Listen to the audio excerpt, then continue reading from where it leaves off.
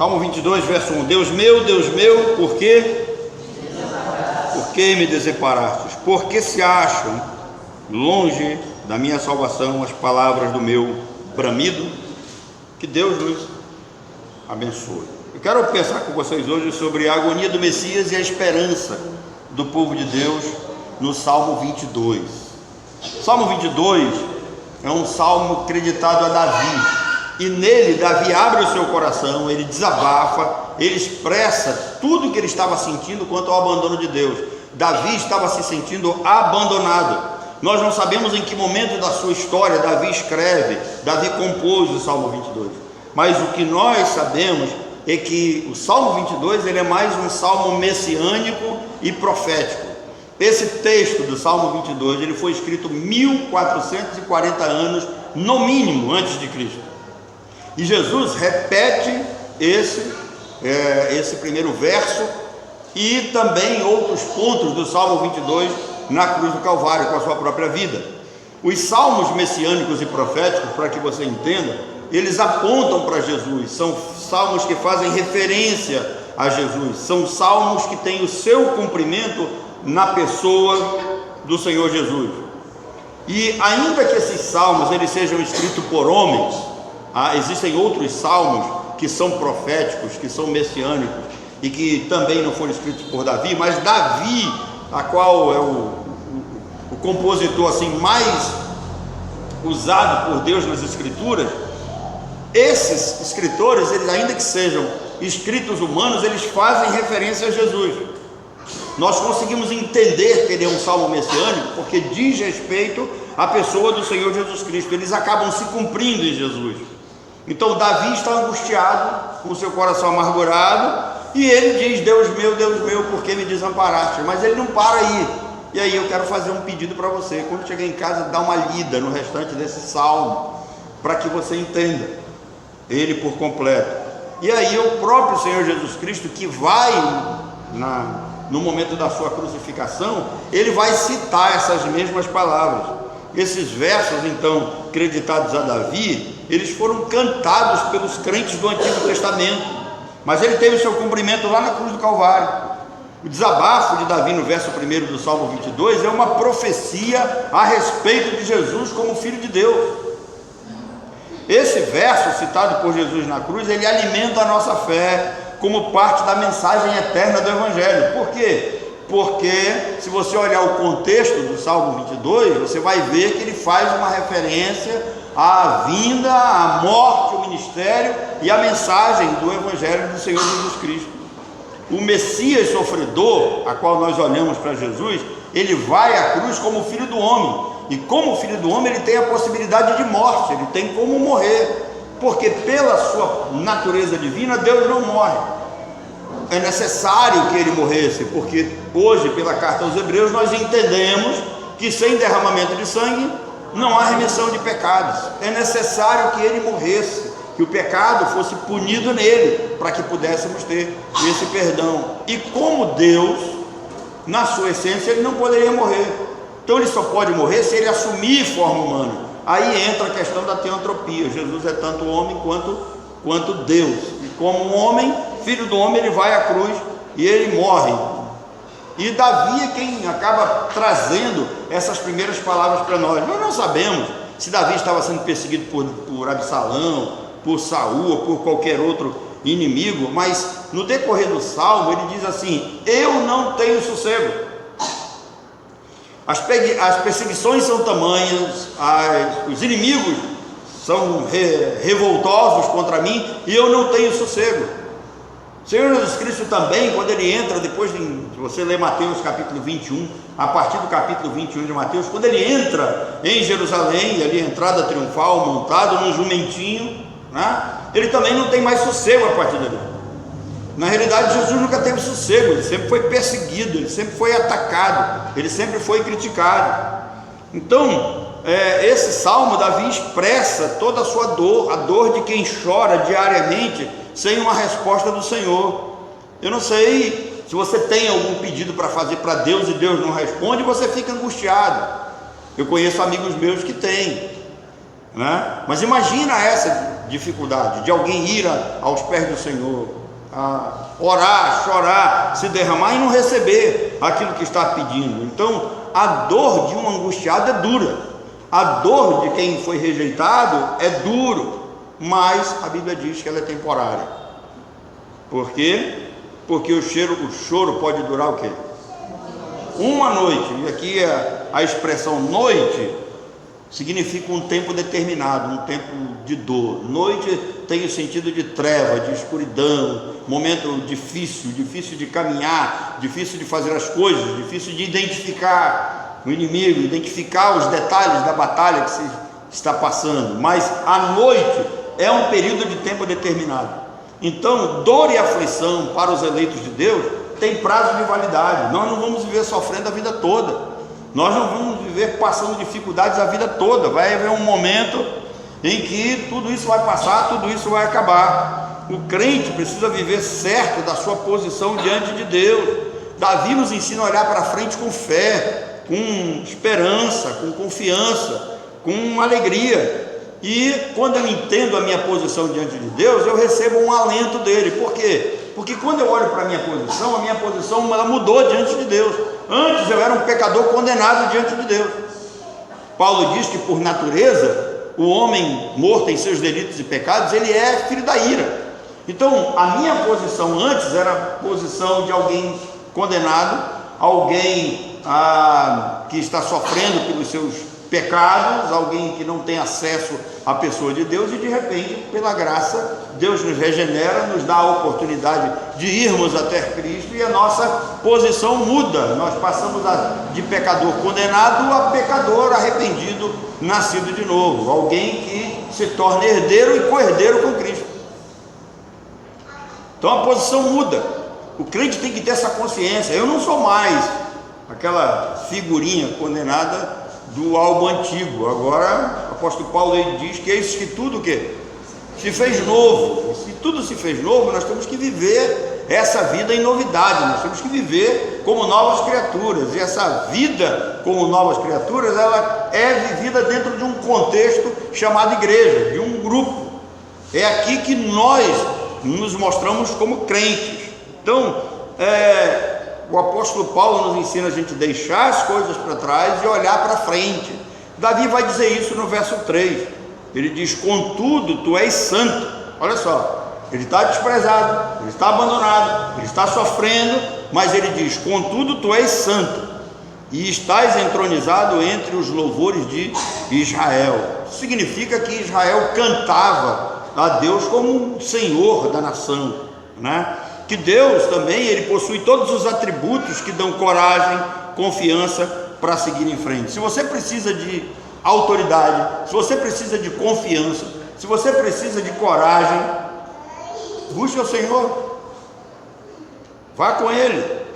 Às vezes nós confiamos, como disse o Salmo 20 recentemente, né? Nós confiamos em carros, em cavalos, em autoridades, em homens, mas nós temos que confiar no Senhor.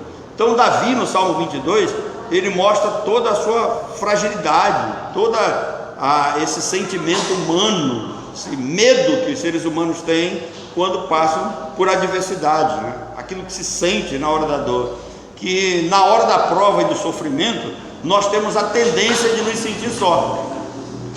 Na hora da dor, na hora da prova, esse é o ensino que esse salmo dá. Nós temos a tendência de achar que nós estamos sozinhos. Olha o exemplo de Elias. Elias diz para Deus assim: Senhor, o teu povo quebrou a tua aliança, os teus profetas derrubaram os teus altares, romperam a aliança contigo. Aí ele diz assim: só eu fiquei. Conversa. Ele não estava sozinho. Ele não havia só ele de profeta, haviam outros profetas também que permaneciam fiéis a ele. Mas por quê? Ele estava tão angustiado que a angústia nos faz pensar que nós estamos só. E às vezes nós temos pessoas do nosso lado, nós temos Deus do nosso lado e nós não conseguimos ver. A gente só consegue ver aquilo que é difícil, aquilo que é duro, aquilo que impede a nossa caminhada, né? Como quem está, Pedro, caminhando sobre as ondas, né? Pescou a vida toda naquele mar e de repente o mar revoltoso diante dele, e ele diz: Senhor, deixa eu ir contigo. E Jesus diz: vem. E ele começa a caminhar muito bem. Qual é o ensino para nós aqui? O homem, quando está com o Senhor Jesus Cristo, quando nós estamos em Cristo, nós conseguimos caminhar diante das dificuldades e das adversidades da vida sem temer. O problema é que quando nós tiramos os olhos de Jesus, por que o autor da carta aos Hebreus diz assim, olhando firmemente para o autor e consumador da fé? Porque quando a gente tira os olhos de Jesus, e é isso que Pedro faz, Pedro tira os olhos do Senhor e ele começa a olhar para as ondas, e ele pensa assim, isso aqui não faz sentido, isso é uma loucura, eu pesquei a minha vida toda nesse mar, eu sei que quando ele se torna revoltoso, as ondas são perigosas, eu vou morrer, e de repente ele começa a naufragar. E a vida é assim, tem momentos que são ondas fortes, querendo nos tragar, tem momentos que o vento é forte, querendo nos empurrar para trás, fazer-nos retroceder, e nós temos que lembrar que diz o escritor da carta aos Hebreus, capítulo 10, a partir do verso 43, nós não somos daqueles que retrocedem. Tem um filósofo que eu admiro muito, Clóvis de Barro, eu aconselho vocês não ouvir ele, porque ele tinha muito palavrão, mas tem algumas coisas interessantes. Ele diz que o pai dele ensinou para ele que para trás, nem para tomar impulso, a gente tem que andar para frente, e é isso que o apóstolo Paulo diz, né? Caminhando em direção ao Senhor, olhando firmemente para o autor e consumador da fé, esquece o que para trás fica, vai em frente. Então Davi estava se sentindo nessa situação, ele está só, ele está abandonado, e quem está só, ele pensa que também não tem ninguém com ele, mas ele está se sentindo só. Mas irmãos, Deus nunca abandonou o seu. E aí nós precisamos entender também que Jesus está dizendo lá na cruz, ao repetir as palavras de Davi, Jesus estava deixando uma última mensagem para nós, para os seus filhos, para os seus discípulos, para os seus eleitos. Ele não estava totalmente só e abandonado, Deus estava com ele. Do mesmo modo que Abraão foi com Isaac no lugar do sacrifício, você lembra? Lembra que o Abraão vai com Isaac até lá? Aliás, quem é que vai sacrificar o Isaac? É o Abraão. E vocês sabem o que esses dois representam? Eles representam simbolicamente o Senhor Deus sacrificando a Jesus Cristo como cordeiro. Então, Davi expressa esse sentimento de estar só, e Jesus aqui mostra que ele não estava sozinho.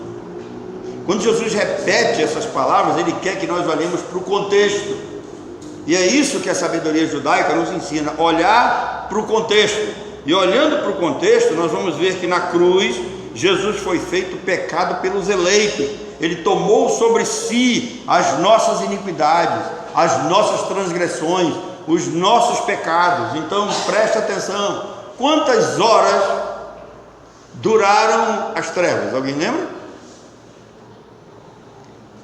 Antes de Jesus morrer, né? Quando ele está começando a morrer, houve trevas. Aí os mais atentos vão ver que houve trevas durante 3 horas. Durante 3 horas, Jesus se fez maldição, ele se fez pecado por nós. Maldito é todo aquele que é pendurado no madeiro. Irmãos, é nesse momento que ele tem que estar só.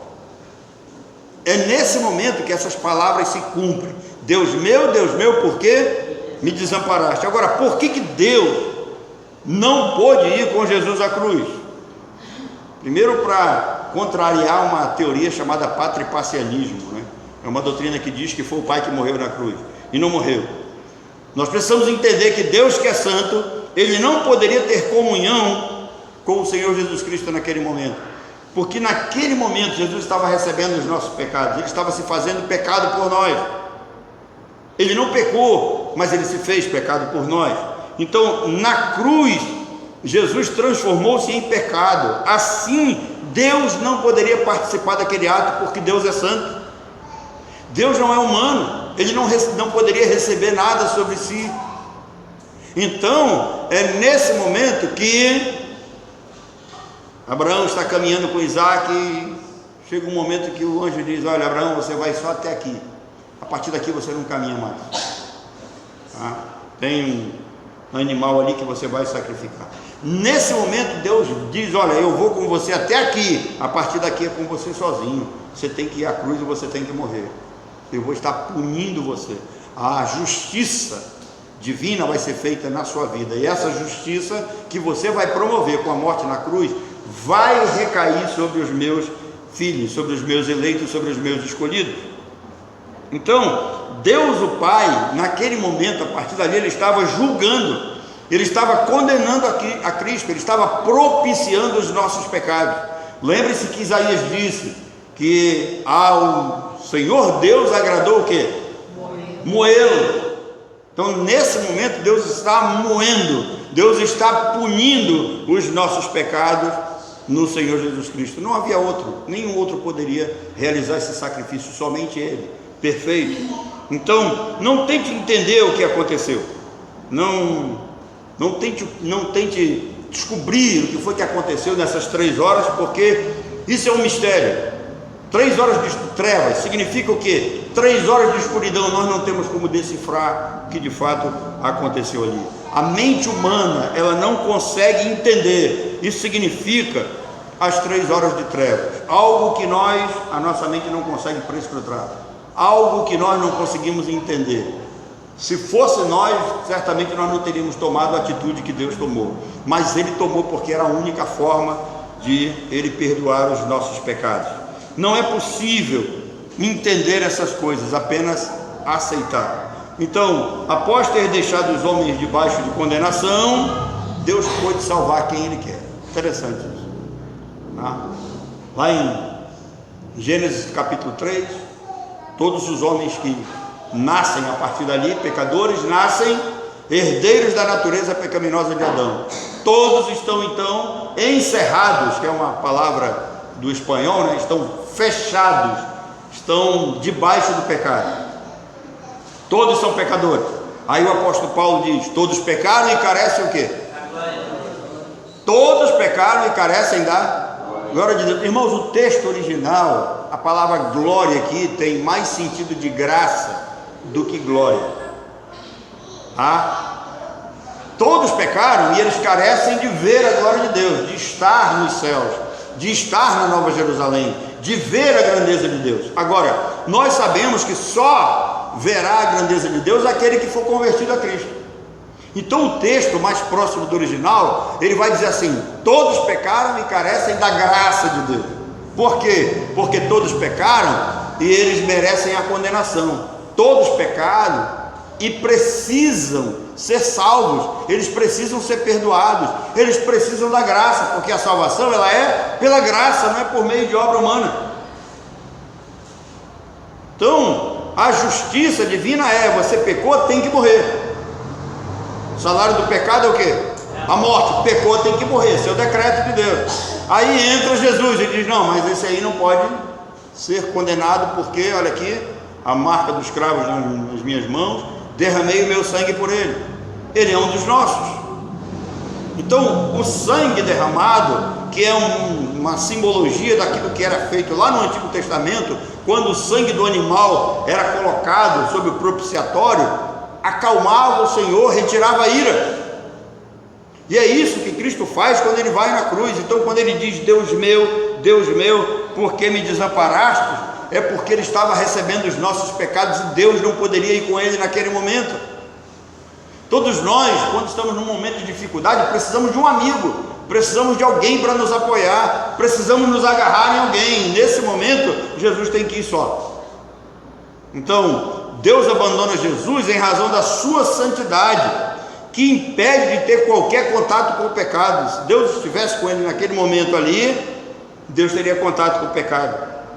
Então Jesus o salva, 22, porque sem forças para talvez dar uma explicação mais profunda para aquelas pessoas que estão ali na frente, talvez fazer uma última mensagem, um último sermão, levaria muito tempo.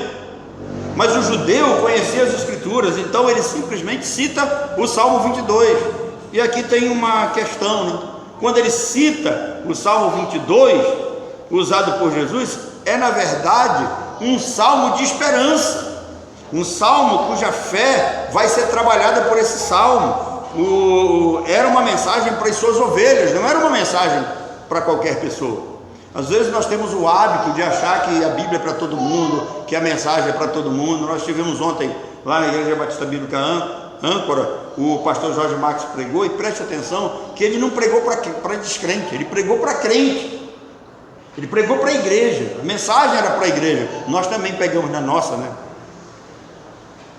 Deu na nossa cabeça também, né? Que nós também vamos ter que subir subir ao monte para descer para o vale. Foi para a igreja. Então aqui, quando Jesus cita o Salmo 22, ele não está citando para todo mundo, ele está citando para o seu povo. Era uma mensagem para as suas ovelhas, que ouvem, que entendem a sua voz, porque ele é o bom pastor. Haviam vários tipos de pessoas no Gólgota naquele momento assistindo a crucificação. Aquilo ali foi um espetáculo para chamar a atenção das pessoas. Haviam ali curiosos, gente que estava ali para ver, né, o sacrifício, alguém sendo crucificado. Eu lembro que quando eu era assim criança, né, ou adolescentezinho, lá no bairro de São Jorge, quando acontecia um crime, um assassinato, era um negócio estrondoso, espalhava pelo bairro. E a Alzenira tem umas amigas lá que elas gostavam de espalhar essas notícias, né? Não vou nem citar o nome delas aqui, que alguns conhecem, né? A dona Coló, né? A dona Branca, né? Eles gostavam de espalhar, né? Umas tinham pedido até de Rede Globo, outras de Bandeirante, porque, né, a notícia ia longe.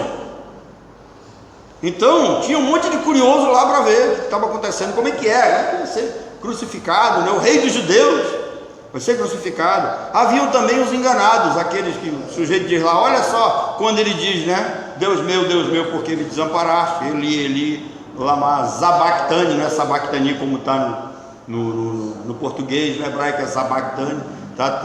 Ali tem som de Z. E aí o desinformado lá, o sujeito lá enganado diz, ele chama por Elias. Por quê? Porque havia naquele período, na cultura judaica, né, dentro do misticismo judaico, que é a Cabala, que eles acreditavam que quando alguém estava sendo martirizado, Elias vinha socorrer. Mas essas pessoas estavam completamente enganadas. Haviam aqueles impressionados, que é representado pelo centurião. O centurião diz assim, verdadeiramente esse era filho de Deus. Ele reconhece que Jesus é filho de Deus, mas nunca foi convertido a Cristo. A vida dele não mudou, ele continuou tendo a sua vidinha normal. Ele apenas estava impressionado com o que estava acontecendo. Mas também haviam discípulos ali, haviam pessoas crentes, haviam pessoas que estavam ali para ver o sofrimento do Messias, entendendo o que Jesus estava fazendo por eles. E foi para esses discípulos, conhecedores da palavra, que Jesus citou o Salmo 22. Ele cita apenas o verso primeiro e mais algumas outras partezinhas são do Salmo 22, são vistas cumprindo no seu sacrifício, na sua própria vida. É para os discípulos a mensagem do Salmo 22. E essa mensagem para nós, ela é uma mensagem de fé, ela é uma mensagem de paz, ela é uma mensagem de esperança.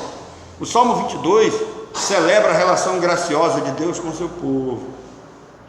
Não é só uma questão de abandono, não. Celebra a relação graciosa de Deus com o seu povo.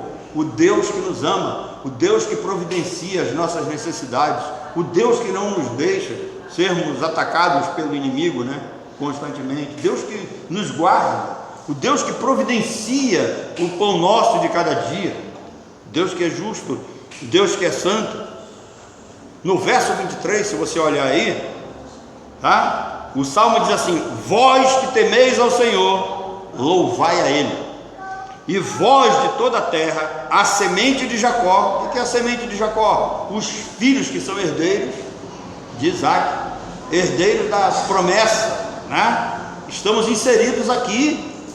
Glorificai a Ele, reverenciem a Ele, vós todos, semente de Israel. Jesus na cruz convida os seus discípulos a celebrarem a relação entre Deus e o seu povo. Irmãos, isso aqui é uma celebração. A gente vem para cá para celebrar essa nossa relação com Deus. para receber dele essa graça espiritual que nos enche, que nos estimula, que nos faz sair daqui de cabeça erguida, sabendo que um dia tudo isso vai passar. Nós já estamos, de certa forma, ansiosos, esperando a chegada do nosso Senhor.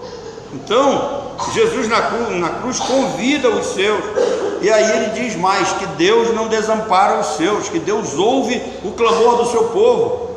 Jesus diz: cultuem a Deus, que não desprezou e nem abandonou a dor do aflito. É isso que diz o verso 24. Deus não esconde o rosto do filho que sofre. Às vezes nós, como pais, a gente fala para os filhos: não façam isso, e aí eles fazem, e aí quando eles quebram a cara, a gente diz: não, fica aí, com a tua dor, deixa ele lá um pouco. Mas Deus não faz isso. Então Deus não pode ir com Cristo até aquele momento. Mas o que acontece? Quando Jesus cumpre esse decreto de Deus, e ele perdoa os nossos pecados, ele faz esse sacrifício por nós, Deus o ressuscita. E além de o ressuscitar, Deus o faz ser elevado às alturas na presença de todos os homens. Isso é honra. E mais ainda, quando ele chega na glória, ele é colocado à direita de Deus, senta à direita de Deus. Isso é exaltação, isso é colocado acima de tudo e de todos, acima de todo nome que há sobre essa terra. Então, o povo pode até desprezar Jesus, mas Deus não despreza o seu povo, de maneira nenhuma. Ainda que sejamos infiéis, Deus permanece como? Fiel. Quando nós olhamos para o Salmo 77, Asaf vai chamar a nossa atenção para isso. Ele diz: olha, o Senhor rejeita para sempre? Cessou perpetuamente a sua graça? Caducou a sua promessa de todas as gerações? Ele está fazendo perguntas para seres humanos que pensam que estão sozinhos, que estão abandonados, que não vão receber a graça de Deus. Espera aí, o Senhor rejeita para sempre? Não, o Senhor não rejeita para sempre. Ele não pode ir com Jesus na cruz, e agora vocês sabem por quê. Porque naquele momento Jesus está se fazendo pecado. Então ele fica aqui, Jesus vai sozinho. Mas ele não rejeita para sempre. Ele ressuscitou ao Senhor Jesus. Cessou perpetuamente a sua graça, quer dizer, a sua graça cessa para sempre? Não, ele continua salvando pela graça. Esqueceu-se Deus de ser benigno? Então, disse eu, Asaf, dizendo, isso é a minha aflição. Deus não rejeita, Deus não abandona para sempre. As promessas do Senhor não caducam, elas não se perdem no tempo. Deus é bom, é sempre bom em todas as suas obras. Então, na cruz, Jesus chamou a atenção dos seus escolhidos, que não serão enganados, que não vão viver por emoções. A nossa vida tem que ser bem racional, assim como o nosso culto. Na cruz, Jesus estava chamando a atenção do seu povo para o verso 27 do Salmo 22. Dê uma olhadinha no Salmo 27, no verso 27, que eles se lembrariam do Senhor. Então começa com Deus meu, que me desamparaste. E aí ele vai falar para as gerações futuras. Ele diz que eles se lembrariam do Senhor, que as nações se lembrariam dos grandes feitos do Senhor, que os seus escolhidos se lembrariam do seu sofrimento no Calvário, e que pelo seu sacrifício pessoal os eleitos se converteriam até os confins da terra. Por isso que o Evangelho tem que ser pregado até os confins da terra. E perante ele se prostrariam todas as famílias das nações, porque nele seriam benditas todas as famílias da terra. Os crentes presentes à crucificação, ao ouvirem as palavras do Salmo 22, eles não se desesperaram. Eles tiveram em seus corações alegria por estar ouvindo aquilo, os verdadeiros cristãos.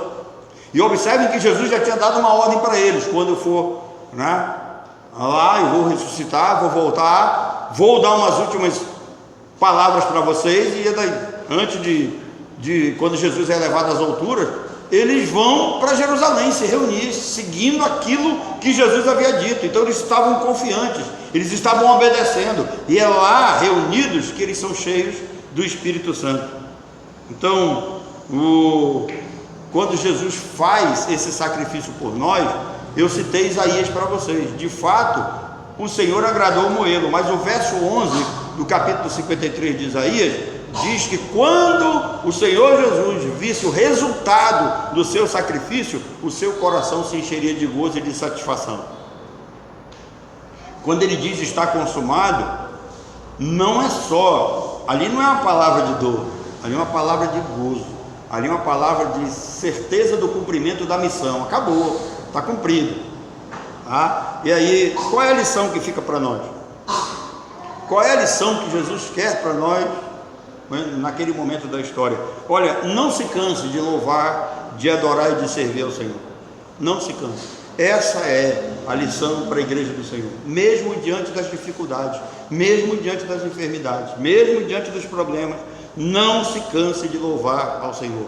Você, participando do serviço do Senhor, você vai ter o mesmo prazer e a mesma alegria de ver outros seres humanos sendo convertidos ao Senhor, outras pessoas sendo salvas.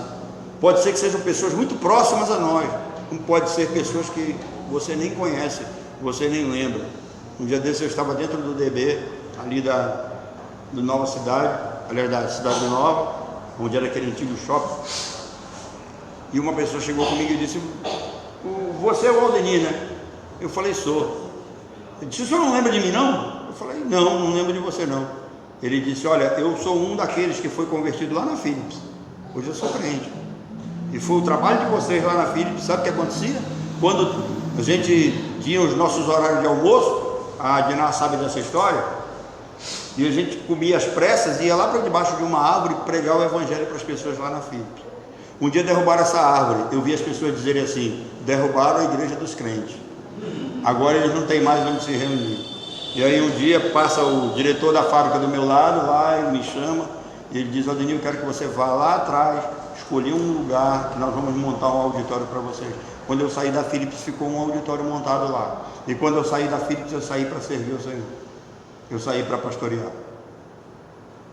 Então Jesus viu a alegria de ver o seu trabalho. Nós temos que ter a alegria de também ver.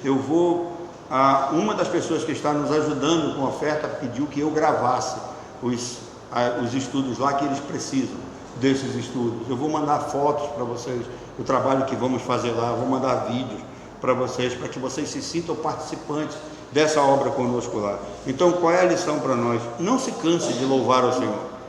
Louve o Senhor a cada dia, cante ao Senhor, adore ao Senhor, né? O problema é que a gente tem ideia de adoração com alguém que fica num canto parado com os braços cruzados. Não, adoração tem a ver com o seu relacionamento com Ele. Quando o apóstolo Paulo diz assim: orai sem cessar, ele está falando de adoração. Enquanto você cozinha, pense no Senhor. Cuidado para não queimar a panela, tá? Mas pense no Senhor. Tome cuidado também para você não cortar seu dedo, né? Se estiver cortando alguma coisa. Você está lavando o carro, está limpando alguma coisa? Adore ao Senhor. Lembre-se da sua palavra. Um dia alguém me perguntou: pastor, como é que o senhor sabe tanto versículo decorado? Eu falei: eu sempre tenho um no bolso aqui. Tá? Durante o dia eu tiro um aqui e dou uma lida. Eu dou uma lida. No final do dia está aqui, ó. E olha que o AVC levou um bocado, né? Mas ainda tem um monte aqui. Então, não canse de louvar, não canse de adorar o Senhor, não canse de servir ao Senhor, não se estresse, tá? Faça isso.